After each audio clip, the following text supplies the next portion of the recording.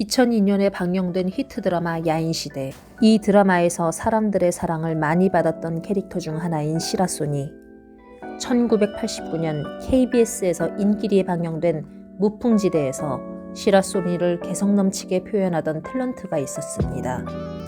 그의 이름은 박건식. 경기도 용인시에서 장남으로 태어난 그는 서울역 앞 양동에 아버지의 직장이 있어서 어린 시절부터 줄곧 이곳에서 성장했습니다. 배재중을 거쳐 중동고에 입학, 연극부에 가입. 63년에는 한국연극연구소 주관 남녀중고교 연극경연대회에서 연기상을 받았습니다. 이것은 그의 연기 인생의 출발점이라 할 수 있을 것입니다.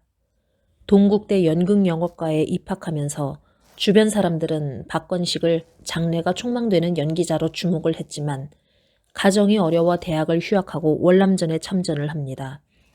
참전 이후 그는 고엽제 후유증에 시달리게 되는데 이는 그가 포금을 하는 결정적인 원인이 되기도 했습니다. 전쟁이 끝나고 다시 복학, 같은 과에 재학 중이던 여성을 만나 함께 연극을 하다 결혼을 하는데 훗날 그는 한 주간지와의 인터뷰에서 아내를 연기 생활에 손을 떼게 한 것이 아쉽다고 털어놓았습니다.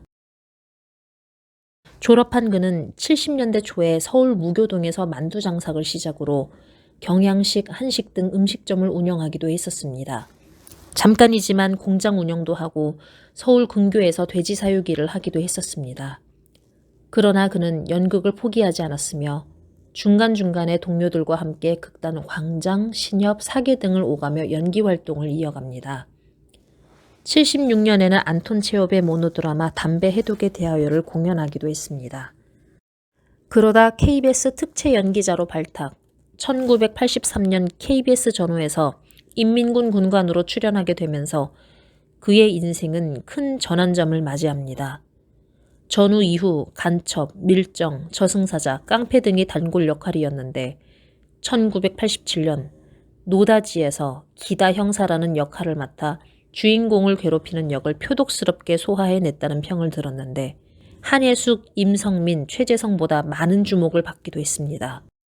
지금으로 치면 80년대의 신스틸러라고 할 수 있습니다. 가끔 동료들은 그의 뱀과 같은 표독스러운 관상 때문에 기겁을 하기도 했었다 합니다.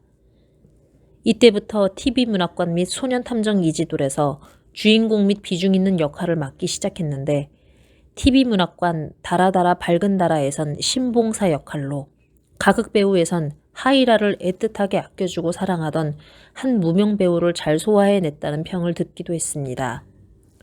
못생기고 표독스럽게 생긴 배우도 연기력이 출중하면 로맨스 연기도 가능하다라는 모습을 보여주었지만 1989년 무풍지대에 시라소니로 출연하게 되면서 다시 한번 큰 전환점을 맞이합니다. 현재 사람들에게 알려진 시라소니의 실제 모습과 차이는 있지만 박건식의 가늘게 뜬 실눈, 일그러진 듯한 얼굴, 왜소하고 마른 체구는 시청자들의 머릿속에 강렬하게 남아있게 되고 급기야 시라소니도 이런 모습일 것이다 라는 인식이 점점 자리 잡게 됩니다. 그가 실제로 시라소니를 만난 적은 없었지만 자신이 만두 장사를 했을 적에 만났던 건달들의 행동과 말투, 그리고 대학교 은사인 이진순 교수와 장인 어른의 평안도 사투리를 기억해내며 연기를 했다 합니다. 같은 해엔 논픽션 드라마 멜라콩을 아시나요에서 목포역 주변에서 살고 있는 거지들을 위해 봉사했던 주인공 박길수를 맡아 사람들에게 감동을 주기도 했습니다. 또한 만화가 이두호의 바람소리를 원작으로 한 바람소리란 무협 드라마에서 사랑하는 사람과 동료들에게 배신당해 그들에게 복수를 하기 위해 떠돌이 생활을 하는 땡초 박포를 맡아 다시 한번 시청자들에게 강렬한 인상을 심어주게 됩니다. 재미있는 사실은 이 무협 드라마의 무술 감독이 왕룡인데 나중에 그는 일본의 한 방송에서 개그 소재로 회자되는 북두의 권 실사판을 감독하기도 했습니다.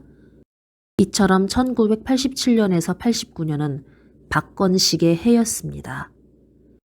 91년 여름에는 맹랑시대란 청소년 드라마에서 담임선생님을 맡고 그 당시 신인이었던 고현정과 합을 맞추어 연기를 했지만 고현정의 자진 하차를 시작, 제작진, 출연진 교체 등을 계기로 하차할 수밖에 없었습니다. 92년 겨울에는 적색지대에서 마지막까지 자신의 보스에게 충성을 다하는 왕파 역을 맡았는데 어째서인지 그때부터 비중 있는 역할을 맡지 못했습니다. 그가 오랜만에 비중 있는 역할을 맡은 드라마는 SBS 창사 드라마 도둑, 빅토르 위고의 레미제라블을 원안으로 한 이 드라마에서 문호장이 오랜만에 복귀하여 찍은 드라마라고 하여 처음에 화제가 되기도 했었습니다. 박건식은 이미영과 함께 사기꾼 부부로 나와 열연을 하기도 했지만 동시간대에 방영한 MBC 사과꽃 향기와 KBS 칼라에 묻혀 마지막엔 크게 주목받지 못했습니다. 그가 거의 마지막으로 나름 비중 있는 역할을 맡은 작품은 용의 눈물, 금요 드라마 은비늘인데 용의 눈물에선 1차 왕자의 난 때 정도전 일파로 몰려 죽음을 맞이한 박위 장군, 은비늘에선 딸을 성폭행하는 의붓아버지로 나왔습니다. 1999년 왕과 비에서 군관 1로 나온 이래 박건식의 드라마 출연은 끊겨버립니다. 80년대 말에 맹활약했던 연기파 배우의 마지막 출연 작품치고는 초라하기 그지없었습니다.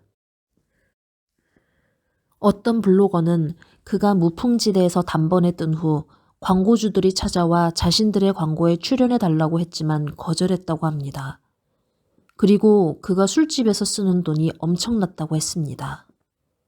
시간이 지나고 몇몇 카페에서 그가 오래전에 작고했다는 말이 떠돌기도 했지만 그 누가 정식으로 확인시켜준 것은 아니었기에 지나가는 말로 흘러갑니다. 시라소니의 삶이 신비스러웠고 미스테리했던 것처럼 그의 삶도 어느 정도는 미스테리하고 신비스러웠습니다.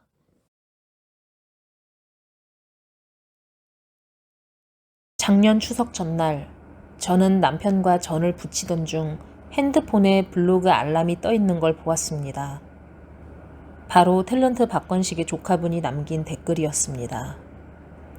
그 댓글에는 저희 고모부님은 월남전 참전 후 고엽제 후유증에 시달렸고 그 때문에 술을 많이 마셨습니다. 그래서 건강이 악화되어 몇 년 전에 돌아가셨습니다. 시대를 좀 더 잘 타셨다면 성격파 배우로 입지를 다지시지 않았을까 늘 안타깝게 생각합니다.